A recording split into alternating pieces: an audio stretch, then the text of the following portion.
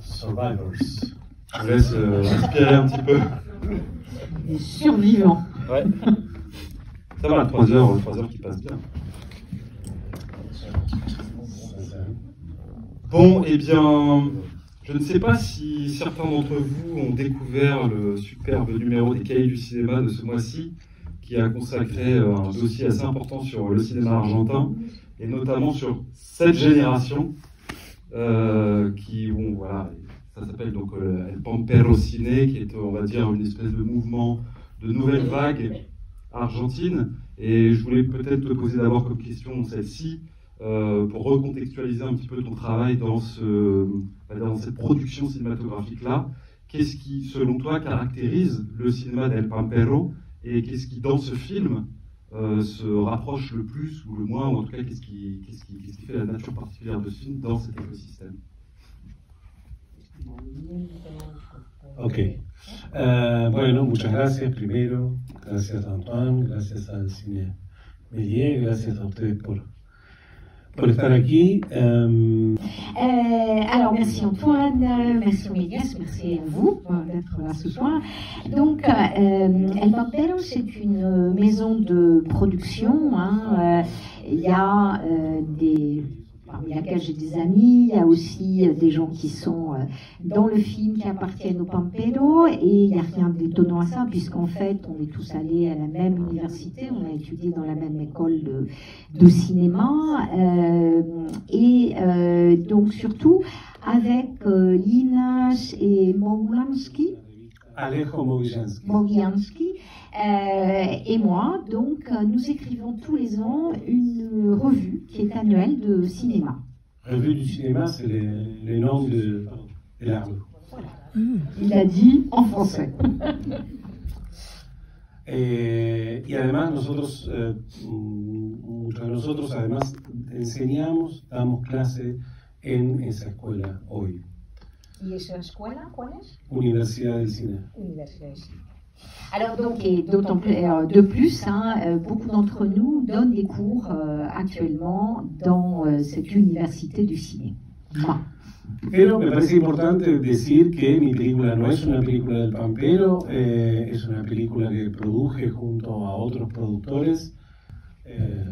Alors, c'est vrai que voilà, mon film n'appartient pas en fait au Pampero. Il a été en tout cas monté par une maison de production différente, c'est aussi des amis, mais du coup le film est né avec une production un peu plus formelle. Bon, d'abord parce qu'il y a des coproducteurs qui viennent du Luxembourg, du Brésil, du Chili. Nous avons eu des fonds publics de l'INCA, l'Institut national du cinéma argentin, voilà. Et c'est aussi un film pourtant qui s'est fait sur une durée de 4 ans et demi, et qui effectivement à certains moments a été filmé de manière plus informelle, on va dire.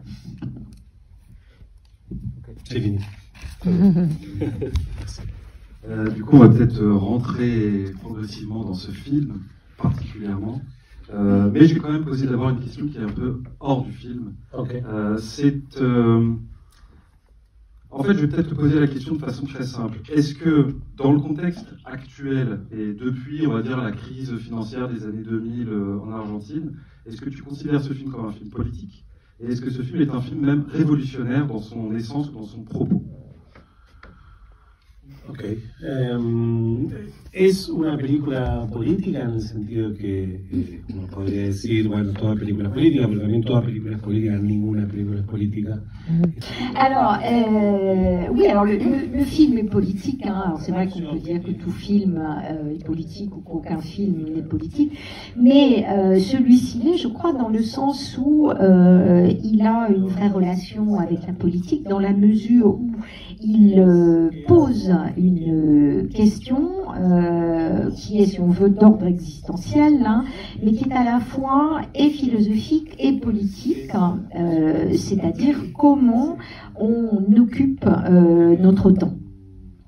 C'est quelque chose qui concerne les personnes, mais qui concerne aussi le présent. Et par rapport à la situation en Argentine, comme je le disais, le film a été fait sur une durée de 4 ans et demi, hein, et quand on a commencé à faire ce film, le président actuel de l'Argentine était quelqu'un qui était juste un intervenant sur les talk shows, les débats à la télé, hein. Et c'est vrai que notre film, qui a comme axe central en fait cette question de la liberté, va quelque part exister pour le public à un moment précis en Argentine, qui est entre le premier tour et le ballotage, et où le candidat dit vive la liberté. Putain. Ouais, je pensais. Ouais. Alors, puisqu'on parle de liberté, peut-être là je vais rentrer davantage dans le film et dans la structure de ses personnages et de sa narration. Il est fondé peut-être sur un grand paradoxe, c'est qu'on a un personnage qui est, on va dire, le moteur de cette histoire, qui va accepter une période d'enfermement afin de mieux retrouver sa liberté. Et dans le même temps, il a son alter ego, son personnage miroir, qui lui va rester à l'extérieur, mais va malgré tout se retrouver face à ses propres enfermements, qui vont être des enfermements plus moraux, éthiques, éventuellement de culpabilité. Est-ce que cette articulation-là est celle qui te semble la plus importante pour parler du film, ou est-ce que c'est quelque chose d'assez secondaire dans les thématiques Est-ce que c'est le thème central? Es el eje central, el tema principal. Sí, como decía antes. Oui, comme je le disais avant, en fait, hein, le film porte une attention particulière sur la nécessité de récupérer le temps que prend le travail, récupérer le temps qui est fait d'un usage productif, en fait, de ce temps-là. Et ce que Moran va découvrir en prison, c'est la poésie qui par définition n'est pas productive, mais ensuite on va découvrir que avant, pas pour le capitalisme, pas, bien sûr, pour le capital, pas productif pour le capital, c'est très oui. productif pour moi, pour ça. Et du coup, on va découvrir que avant ce temps en prison et cette découverte de la poésie, il y avait eu sa rencontre avec Norma, il y avait eu une rencontre aussi avec un groupe de gens qui faisaient un film. On ne savait pas très bien quel film, mais en tout cas qu'il y avait des gens qui pouvaient être dans un autre type de temps, dans un temps qui est vécu de manière libre. Et ça, je dirais qu'effectivement, c'est l'axe central du film, mais c'est aussi l'axe central, je crois, de tous les films. Il y a comme moteur dans cette histoire la question de l'argent qui est central, qui d'ailleurs est un thème récurrent ces dernières années dans le cinéma argentin. C'est donc à la fois un point de départ et c'est en même temps quelque chose qui devient extrêmement abstrait, puisque l'argent, au final, à mesure que le film avance, finit par devenir presque inutile, ou en tout cas, finalement, il est perdu. D'ailleurs, j'aimerais te poser la question. Où est l'argent? Où est l'argent? Rendez l'argent. L'argent est dans le cinéma. C'est les films de Bresson. Alors justement, j'allais en venir à Bresson, puisqu'il y a une citation formelle directe au film L'argent de Robert Bresson. Est-ce que cette référence était une référence simplement thématique ou un clin d'œil, ou est-ce que à l'intérieur de ton cinéma en tant que tel, est-ce que tu vas chercher quelque chose de la grammaire bressonienne ou de l'esprit bressonien dans ton film? Et si oui, où se trouve-t-il cet esprit bressonien? En principio tiene que ver con que a mí me interesaba la relación material con el dinero. Oui, au départ, ce qui m'intéresse vraiment, c'est la relation matérielle avec l'argent. Et effectivement, on le voit bien dans le film, à chaque fois qu'il y a des personnages qui manipulent de l'argent, qui touchent de l'argent, on voit bien qu'il y a un intérêt cinématographique précis. À chaque fois, c'est quelque chose auquel le film prête attention. Et évidemment, Bresson, oui, mais j'avais besoin en fait de faire une place parce que ça m'intéressait, cette relation à l'argent, et c'est exactement ce qu'a fait Bresson. Et je me dis qu'il a fait ça beaucoup mieux que moi, et c'est pour ça qu'il m'a été nécessaire de donner une place à Bresson dans le film. Et où est l'argent? Oui, où est l'argent? L'argent est sous la caillasse. Et oui, puis en plus, effectivement, il n'a plus aucun intérêt à la fin cet argent, et ça, c'est intéressant. Sur le plan, alors n'hésitez pas à prendre la parole, hein, je passerai mon micro. En attendant, je vais poser encore une petite question sur le plan formel. Il y a tout un jeu donc sur les prénoms des personnages, sur les altérités comme ça qui se répondent les unes les autres, avec tous ces anagrammes dans tous les prénoms. Et il y a aussi ce jeu assez étonnant finalement dans le film, des split screens, qui est quand même quelque chose d'assez marqué, qui peut rapidement être un petit peu délicat à manier dans un film comme celui-là. J'aimerais savoir si tu as envisagé ça comme une nécessité narrative, artistique, esthétique, ou est-ce qu'il y a quelque chose plutôt de l'ordre de la frivolité, ou quelque chose qui serait... Ouais, voilà, quelque chose de l'artifice. Je creo que las dos cosas. Es decir, hay una evidencia del artificio. Oui, avec deux choses, c'est vrai que le fait que les personnages, les 5 personnages dans le film, dont les noms sont des anagrammes, c'était assez drôle parce que il y a quelques jours j'étais à Madrid, je présentais le film, et il y a quelqu'un qui m'a dit mais est-ce que c'est par hasard en fait qu'il y a 5 noms qui sont des anagrammes?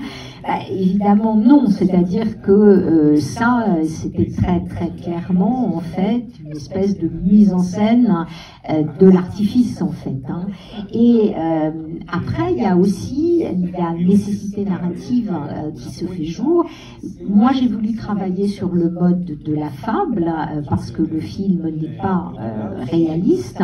Et j'étais très conscient, en fait, du caractère de fable du film. Et donc, j'ai utilisé des outils cinématographiques, notamment comme le spin screen et d'autres, pour insister là-dessus, sur ce caractère non réaliste.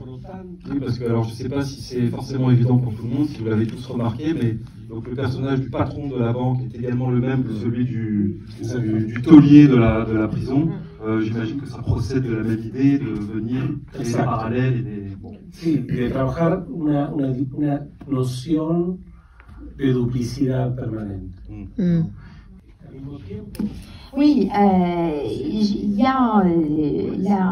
c'est pour insister sur la notion de duplicité permanente, et en même temps, moi je ne sais pas quel est le sens de cette duplicité. Est-ce que Roman et Moran sont un monstre à 2 têtes, ou est-ce que ce sont vraiment 2 personnes différentes qui sont liées par ce butin, on va dire, et une femme, j'en sais rien. Et je pense que cette non-affirmation, elle est importante, et pour cette raison-là, c'est pour ça que j'ai choisi la fin que le film a, c'est-à-dire que le film déjà, il est terminé, il est entré quelque part dans une zone qui est différente, qui est bien plus éthérée. Et moi, ce qui m'intéresse, c'est cette instance-là du cinéma. Ah, j'arrive. Moi, j'ai encore un stock comme ça de questions. Bonsoir, Rodrigo. ¿Puedo hablar en español? Sí, claro, como si no, me entiendes por favor. en francés, pour faire vite, je peux poser la question lentement en français. J'étais ici au Méliès, les vieilles Méliès de... Oui, quand tu as présenté El Custodio. Ok. Oui, c'est pas la première fois que tu viens ici, ça fait longtemps. Et en tout cas, j'ai vu il y a une évolution, c'est beaucoup plus complexe ce que tu fais maintenant. tu es en train de raconter ça. Je suis maintenant avec beaucoup d'attention les gens del Pompero Cine. Ce n'est pas une production del Pompero Cine, mais vous avez en commun, parce que vous connaissez, vous travaillez ensemble, la résistance. C'est fait à partir d'une notion de résistance du cinéma. En fait, c'est une manière aussi de lutter contre les pouvoirs avec Milei, ou sans Milei maintenant, avec Milei. Est-ce que tu, Rodrigo, tu ressens ça entre les publics, parce que c'est plus de 3 heures de film, la narration finalement est très ouverte, elle n'est pas fermée du tout, il y a beaucoup d'ironie dans les films, et c'est une manière aussi de faire une résistance.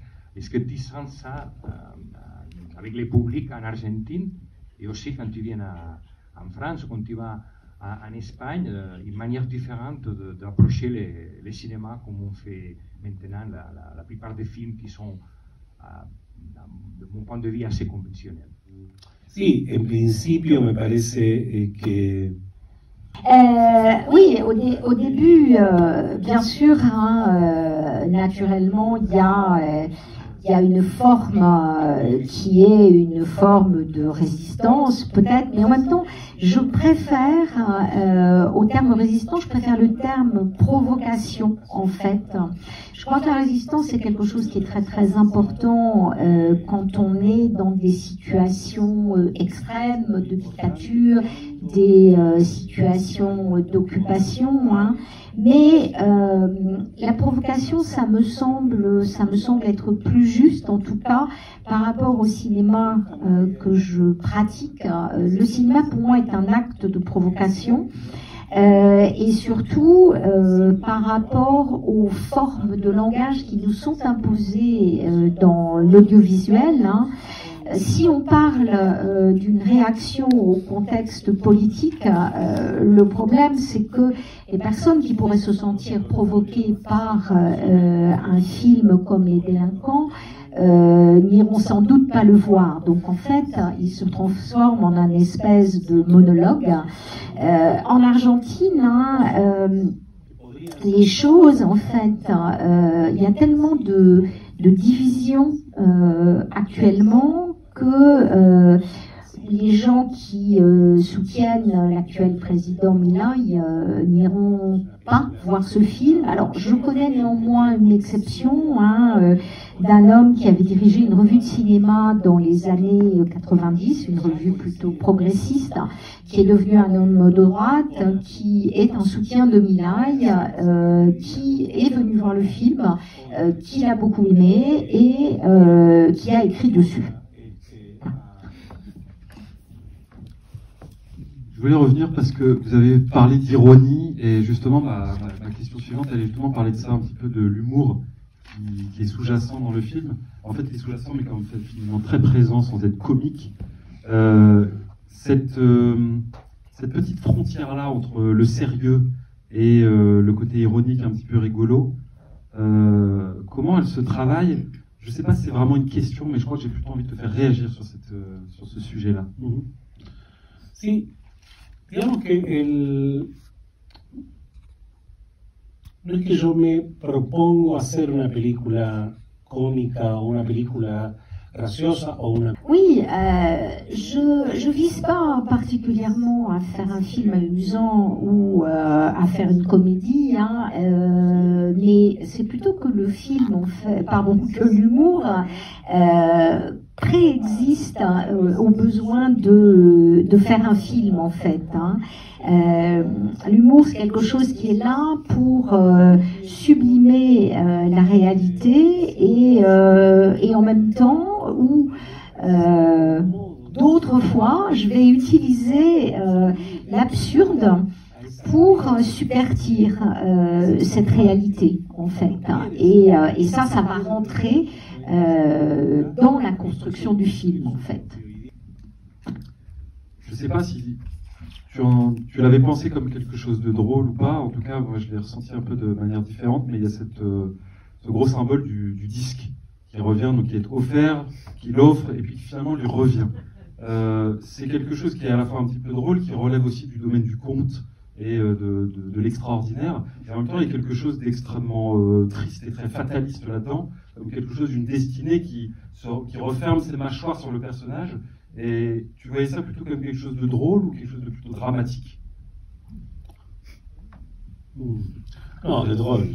Ouais, quand même. Sí, drôle. Non, porque en realidad En réalité, bien sûr, il y a un sens fataliste, mais aussi un sens complètement ironique de ce disque qui va passer de main en main dans un triangle qui s'ignore, en fait. Et donc du coup, ça c'était quelque chose qui me venait de Max Ophuls, de Mark Reichmann, qui est un cinéaste argentin, et j'ai voulu donner cette touche-là, en fait, insister sur ce passage d'un objet qui révèle un triangle qui s'ignore. Il y a souvent dans la forme du conte, qu'il soit littéraire ou au cinéma, on a souvent l'impression qu'il y a une espèce de position de surplomb de l'auteur, du réalisateur sur son histoire. Et j'ai l'impression dans ce film-là qu'on n'y est pas du tout, qu'il y a quelque chose de très... on te sent à la hauteur de tes personnages, à la hauteur de tes comédiens. Je me demandais si c'est quelque chose qui est spontané, qui fait juste partie de ta façon de travailler. Et ça me fait notamment penser un petit peu à justement une interview que j'ai vue dans Les Cahiers du cinéma, où vous décriviez un petit peu tous ensemble la façon que vous avez de fabriquer vos films, où il n'y a pas de hiérarchie sur le plateau, où tout le monde apporte sa touche, voilà, tous les postes du film. Et voilà, je me demandais s'il y avait quelque chose de l'esprit, quand même un petit peu d'esprit Pampero, ou peut-être même ton esprit à toi, dans cette espèce d'égalité entre ton point de vue et les personnages. Totalmente perdido. Dame mon français. Más allá de las jerarquías en términos de producción. Alors, il y a une chose qui va plus loin que la hiérarchie, au-delà de la question des rapports de production. C'est quelque chose que vraiment j'ai réalisé en faisant ce film, peut-être en raison des ambitions de ce film, mais c'est que, en fait, je ne sais pas très bien ce que je fais. Cette incertitude, elle m'intéresse en fait. Je vais raconter un peu comment les choses se sont passées en termes de production du film. C'est-à-dire que j'ai filmé, puis j'ai monté, puis il y a eu la pandémie, et puis j'ai refilmé. Et à un moment donné, j'avais tout ce matériau. Et j'étais pas sûre du tout que l'ensemble de ce matériau appartenait au même film. Et mon travail, ça a été ça en fait. Ça a été de découvrir en fait dans tout ce matériau où était le film en fait. Un peu à la manière d'un sculpteur qui tape sur sa pierre et qui va découvrir petit à petit, faire apparaître la sculpture. Et je crois que cette technique-là, ou ce faire-là, m'a complètement libérée d'une espèce de posture surplombante, comme tu dis, et en tout cas un travail de sur-réalisation. Voilà. Quelque chose qui serait un geste de réalisateur qui serait trop présent. Voilà. Oui. Ou exagéré. Oui, ou exagéré. Voilà. Je pense qu'on va gentiment aller vers les dernières questions. La dernière question. Est-ce que ça veut dire que vous aviez beaucoup de rush, que vous faites beaucoup de prises? Parce que... Tú tenías mucho material. Sí. Haces muchas tomas. ¿Cuántas horas? Ya más o menos, ¿sabes? Esta película adoptó muchas maneras de producción. Alors, le film, en fait, il a eu des moments de production qui étaient très différents. Il y a eu quelquefois des équipes qui étaient très petites. Il y a eu des moments où il y avait beaucoup d'équipes. Ce qui fait que moi, j'avais plus ou moins de temps. Déjà, je fais généralement peu de prises, je ne refilme pas, et la seule exception, en fait, c'était une scène que j'ai refaite 9 ou 10 fois et qui finalement n'a pas été gardée dans le film. Donc, il y avait, oui, beaucoup de matériaux, puisqu'on a filmé en 2018, en 2020, on s'est arrêté en raison de la pandémie, on a refilmé en 2021, en 2022, 2 étapes différentes.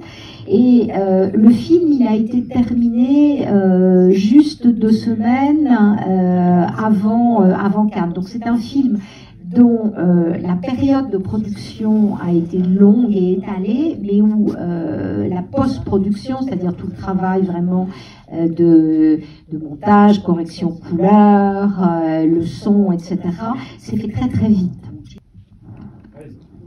Alors, bonjour. On n'a pas bien compris pourquoi vous vouliez un complice dans la banque, alors que la personne va directement quasiment sur cette colline et à la limite de la République directement déposer l'argent sans passer par un complice, ce qui vous devrait embêter effectivement parce que vous avez besoin de faire ce film. Sí, en realidad Morán jamás hubiese imaginado que la plata podía ser escondida debajo de una piedra. Morán, en fait, il n'aurait jamais imaginé que l'argent soit caché sous une pierre. Bien sûr, comme vous l'avez dit, il a besoin d'un complice pour que le film existe, mais il a aussi besoin de quelqu'un qui s'occupe de l'argent. Parce qu'en fait, comme son plan c'est d'aller en prison, il faut bien qu'il y ait quelqu'un qui prenne soin de cet argent. Et donc ça va être le rôle de Roman, mais en même temps, il a aussi besoin de cette personne pour être un ami, pour être quelqu'un avec qui il partage cette idée de liberté. Et je trouve que c'est ça qui est beau, je trouve que c'est un acte généreux en fait, et cette générosité-là, c'est pas quelque chose qu'on voit très très souvent dans nos sociétés, donc c'est cette idée de partager ce que l'on a gagné, l'idée de partager nos idées, et je crois que c'est la raison même en fait de l'existence de ce complice. Eh ben, je trouve que le champ lexical de ta dernière réponse est très bien pour conclure. Je crois que ce film est un partage. Je crois que ce film est aussi une espèce d'offrande assez douce et assez bonne. Je te remercie beaucoup de nous avoir accordé ta présence ce soir. J'espère que ça vous a plu. Merci Rodrigo et j'espère que tu reviendras pour le suivant. Merci beaucoup, merci à toi, merci toi aussi, et merci vous pour... Merci. Et n'oubliez pas de parler du film s'il vous a plu, voilà, parce que c'est important. Ouais. Pour que les gens viennent dans les salles rapidement après la sortie d'un film, pour qu'il reste un peu, qu'il ait une vie. Merci messieurs, dames, bonne soirée, rentrez bien. Sur le 27 septembre. Oui, 27 mars. 27 mars. En sortie nationale, au Méliès. Bonne soirée. Merci. Okay. Merci. Gracias. Gracias.